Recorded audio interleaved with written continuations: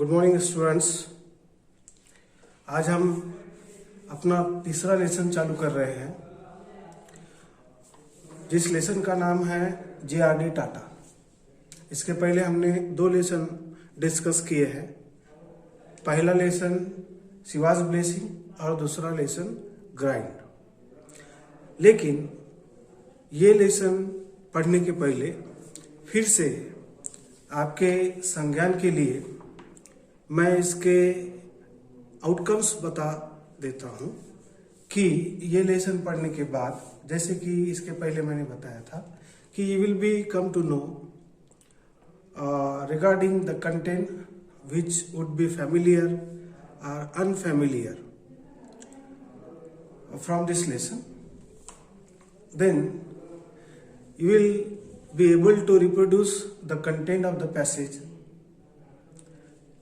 Then you will be able to construct the correct grammatical structures, and with the help of this rigorous reading and writing of the questions and answers, you will be able to improve your writing skills. Dear students, JRD Tata ये India के industrial history में सबसे नामी नाम है और सभी industrialist के लिए ये एक मोटिवेशनल फिगर या व्यक्ति के रूप में देखा जाता है। आपको इंडिया के कई नामी इंडस्ट्रियलिस्ट के बारे में मालूम होगा। उनमें से कुछ चुनिंदा नाम है जो मैंने यहाँ मेंशन किए हैं। Name of few successful industrialist are: number 1 Ratan Tata, जो कि टाटा ग्रुप का चेयरमैन है।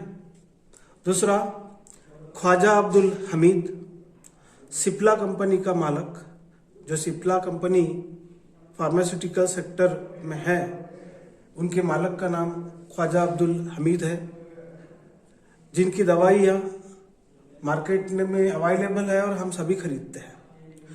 तीसरा नाम है अजीम प्रेम जी, जो विप्रो कंपनी के मालक के नाम के जाने जाते हैं और इनका भी इंडस्ट्री के सेक्टर में काफ़ी योगदान है। तीसरा है आनंद मिश्रा, महिंद्रा एंड महिंद्रा कंपनी का मालक। चौथा या पांचवा जो नाम गिनाया जाता है या लिया जाता है वह है नारायण मूर्ति, जो इन्फोसिस फिर से सॉफ्टवेयर कंपनी का मालक है। उसके बाद में दीप कार्ला, मेक माई ट्रिप, ये कंपनी या ऑर्गेनाइजेशन को चलाता है। आप अगर ऑनलाइन जाते हो तो बहुत सारी जगह मेक माई ट्रिप इस तरह का टैगलाइन आती है, and that tagline is coined by Deep Kalra. Then the next name is Ekta Kapoor, जो कि बालाजी टेलीविजन की मालक है, बिल्कुल यंग, जिसको एंटरप्रेन्योर कहा जाएगा, इनमें से इनका नाम आता है। Then Pranoy Roy, who is the owner of NDTV. So these are some names who established their industries or the organization in business sector and earn their name and put some inspiring roads for the younger entrepreneurs or the industrialists who wanted to come into this field. Generally, we find some common qualities in these great business tycoons. These common qualities are: these people are self-motivated, Second, you will find they are believing in their capacities. उनके क्षमता के ऊपर उनका पूरा विश्वास होता है. They have the keen observation on the market, and that is why we can say they are great researcher of the needs and the society. These guys are very creative, visionary, and they have socialistic attitude and aptitude. Means they are taking care that what actually society needs and what they should cater, and society को किस चीज़ की ज़रूरत है और उनको क्या परोसना है. इस तरह का जो visionary attitude in business tycoon में हम कॉमनली ऑब्जर्व कर सकते हैं. सबसे पहले हमने इस लेसन की शुरुआत की थी एक नाम के साथ में, जो नाम था जे.आर.डी. टाटा.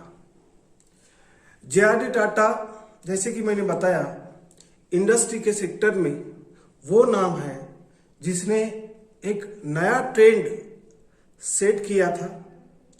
नई इंडस्ट्री में नई डायरेक्शंस को जिसने लाया था और कई तरह के जो बिजनेस है उसने इंडियन सोसाइटी के लिए, यहाँ के लोगों के लिए यहाँ स्टैब्लिश किए थे, और जिनका नाम, उसका जो फुल फॉर्म है वो है जहांगीर रतन भाई Dadabhai Tata. Now we will discuss this lesson with some important points. So in 2004, or we can say the year 2004 was the significant year in the history of Tata Group, because in that year there was a birth anniversary of J.R.D. Tata, and Naval Tata, and the same year was of the year of death anniversary of Jamsetji Tata. Nearly for 2 generations, J.R.D. Tata set a new branch, as I told you, for the way of life and the culture of life in India. He was the person who was set a new trend in the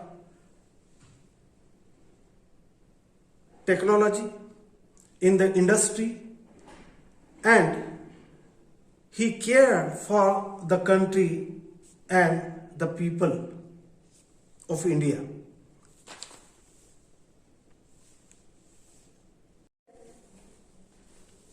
It is said that whatever wealth was gathered by Jamsetji Tata,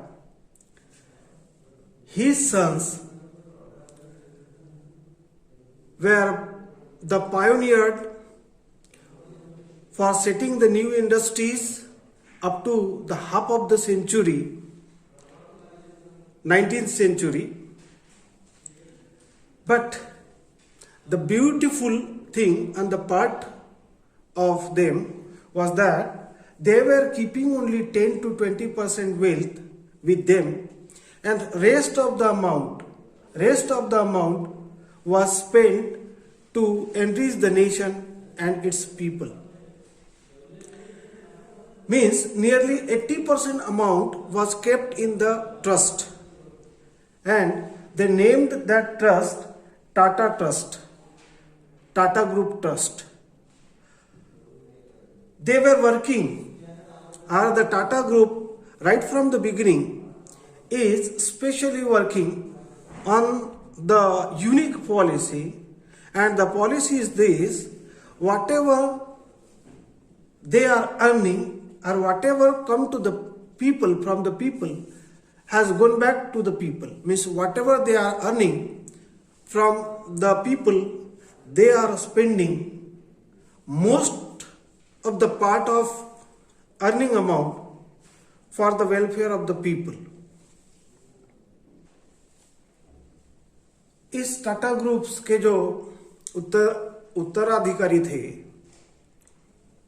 जैसे कि जमशेदजी टाटा, नवल भाई टाटा, उनमें से जैसे कि मैंने बताया था कि JRD was the second child of RD Tata. He was the name, as I told you, who set the benchmark in the field of industry and technology. Not only industry and technology, but nearly in all sectors, in literature, in arts, in Bollywood, and nearly all kind of manufacturing sectors. Tata ने पहले ही 1859 में इस group को India में establish किया था और धीरे धीरे करके टाटा ग्रुप अपनी जो जड़ें थे वो मजबूत करने लगा और उसने इंडिया में किया भी. वो ये सिलसिला फोर्थ चेयरमैन तक के मीन्स नियर अबाउट 1938 तक के बिजनेस को बढ़ाने का सिलसिला जारी रहा. उस समय जो JRD था Tata, he was only of 34 years old and इसके लीडरशिप में टाटा ग्रुप ने अपनी असेट को, जो कि पहले 62 करोड़ थी, 620 मिलियन, उसको आगे बढ़ाते हुए 1990 तक के 10,000 करोड़ तक के उसने लेके गया. Means you can imagine how smartly he would have worked to establish his new kind of businesses and bringing new kind of technologies in the country. 1950 के बाद टाटा ग्रुप ने नियर अबाउट हर सेक्टर में उसने entry मारी, नए businesses को set किया and developed many new kind of unconventional businesses and produce vast kind of a range of products in India. ऐसा कहा जाता है कि 1990 तक के ऐसा कोई फील्ड नहीं था, यानी सुई से लेकर एरोप्लेन तक के हर तरह के जो प्रोडक्शंस थे वो टाटा ग्रुप करते था. हर सेक्टर में उसने अपनी एंट्री की थी, चाहे वो फार्मास्यूटिकल्स हो, होटल हो, या फिर एयरलाइन हो, ट्रक हो, बसेस हो, फाइनेंस सर्विसेज हो, रिसर्च एंड टेक्नोलॉजी हो, R&D डिपार्टमेंट हो या टेक्नोलॉजी हो, या फिर टी का सेक्टर हो, चाय का सेक्टर हो, एयर कंडीशनिंग, ऐसे कई सारे सॉफ्टवेयर में TCS जो कंपनी है, it is one of the top most top ranked software company in this software sector. So there are some sectors in which Tata was developed his business, just like from airlines to hotels, okay, then from truck to locomotives, education sector especially. There are some education institutes which are renowned not only in India but throughout the world, like TIS, Tata Institute of Social Science. Then from soda ash to pharmaceuticals, in financial services, tea and air conditioning to the lipsticks and perfumes.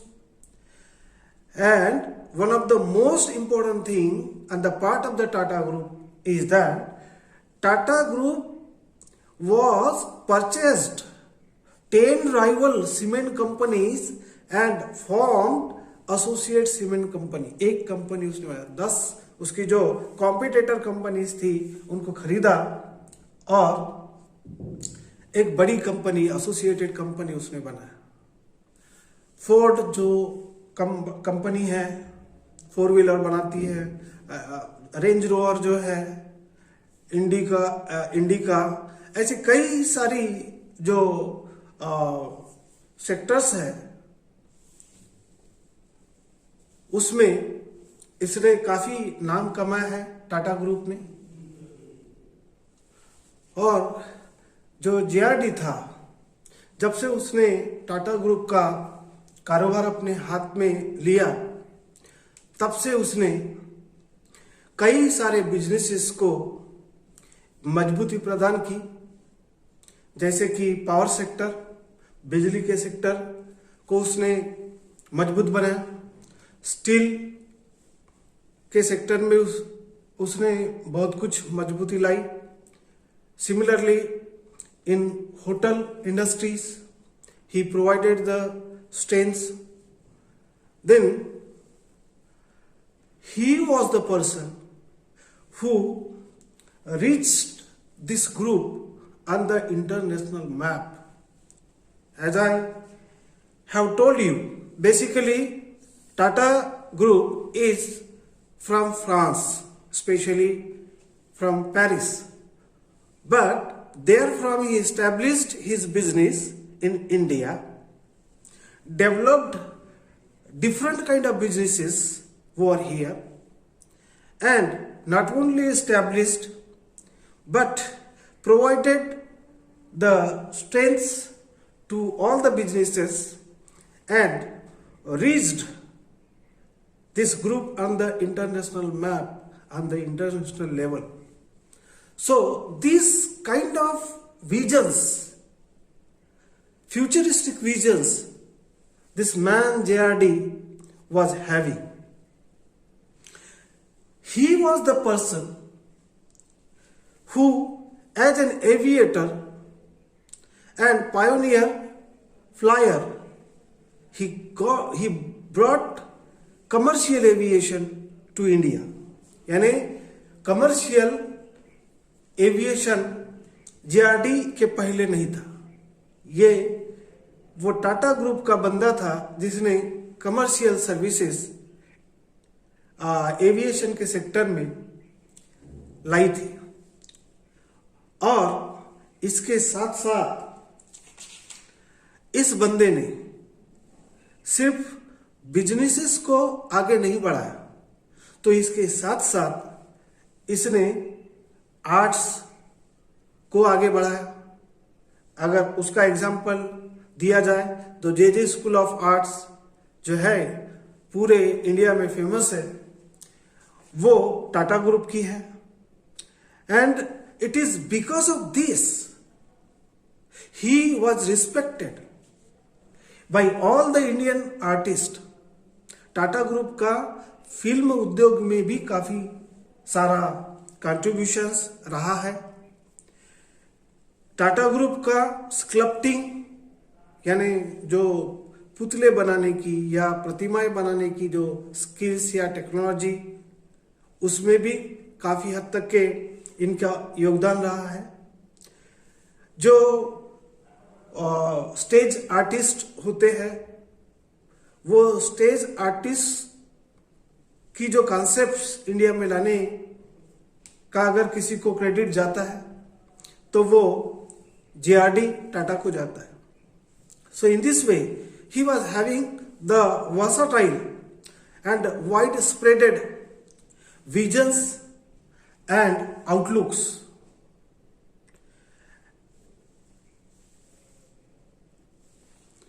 He was the person, JRD, under whose guardianship Tata Group became the biggest buyers, promoters and supporters of the arts in the world.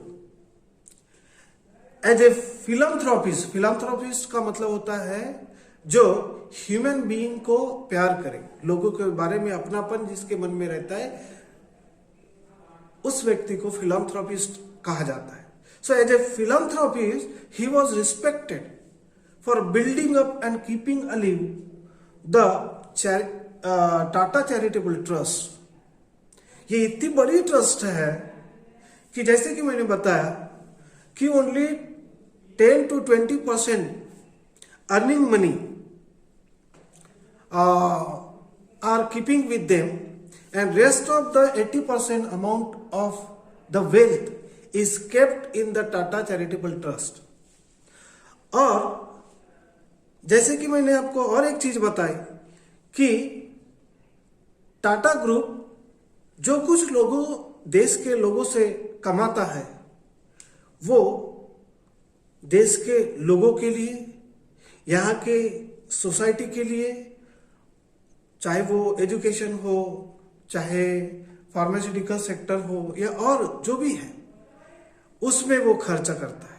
आपने कई सारे example Tata group के देखे होंगे कि जब भी बाढ़ आती है या कोई नेचुरल कैलेमिटीज देश में आती है, चाहे वो अर्थक्वेक हो या अन्य किसी भी तरह की विपदाएं, उसमें टाटा ग्रुप पहले दौड़ के जाता है. और अभी रिसेंटली कैंसर रोगियों के लिए रतन टाटा ने 100 करोड़ दिए थे, आपको मालूम होगा. So in such activities the name of Tata group comes first because he is working on the policy which I shared with you and told you कि जो कुछ लोगों से लिया जाता है वही जो है लोगों के लिए खर्चा भी किया जाता है. अब हम कुछ डिस्कस किए हुए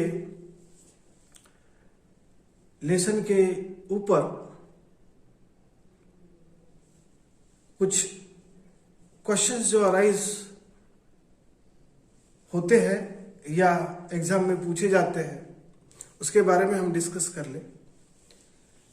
so the first question is right in 3 sentences about JRD. JRD के बारे में 3 सेंटेंस में आप लिखिए. तो हम लिख सकते हैं कि JRD was a visionary person, self-motivated and creative businessman who not only establishes unconventional businesses in India but also developed them and provide the strengths. Second question यहां हम डिस्कस करेंगे. State the significance of the year 2004 for the Tata group.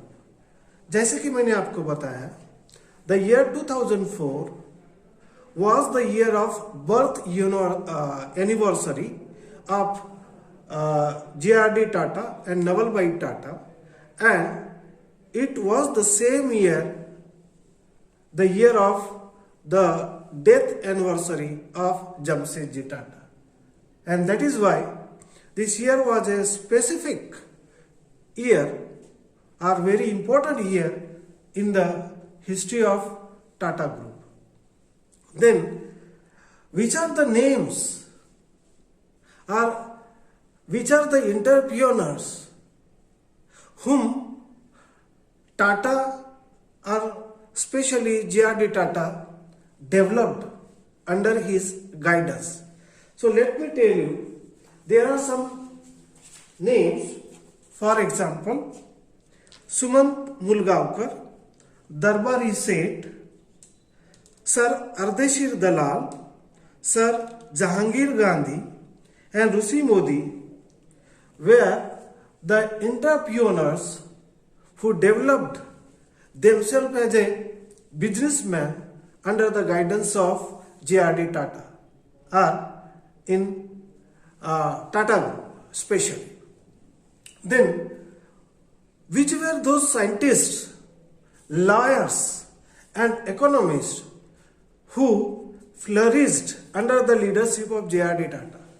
वे कौन से scientist India के हैं, या वे कौन से लॉयर्स हैं, नामी लॉयर्स या अर्थशास्त्री जो J.R.D. टाटा के लीडरशिप के अंतर्गत बढ़े और अपने आप को फ्लरिश किया, यानी विकसित किया, बड़े बने.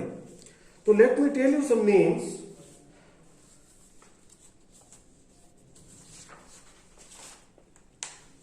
The scientist of international repute, यानी अंतरराष्ट्रीय दर्जा का जो साइंटिस्ट बना J.R.D. टाटा की लीडरशिप के अंतर्गत, उनका नाम है, आप सभी इससे परिचित भी है, होमी भाभा.